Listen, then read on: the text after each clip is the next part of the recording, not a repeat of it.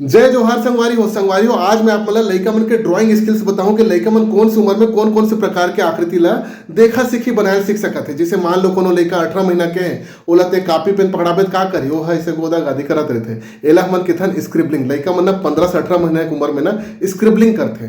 2 साल की उम्र के लइका के बन ऐसे लकीर खींच के देखा, खड़ी लाइन खींच दे, आड़ी लाइन खींच दे, तो लइका ना 2 साल की उम्र में देखा सीखी लकीर खींचल सीख सकत है।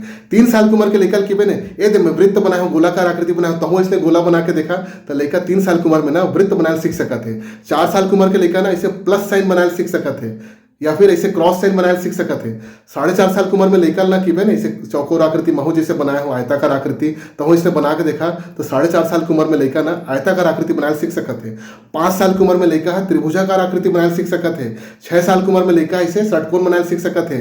7 साल की उम्र में लइका ये वाला आकृति काजू कतली खात हो ना वैसने वाला शेप के आकृति ला 7 साल की उम्र में सीख सकत है। 8 साल की उम्र में लइका ये वाला आकृति बनाना सीख सकत है।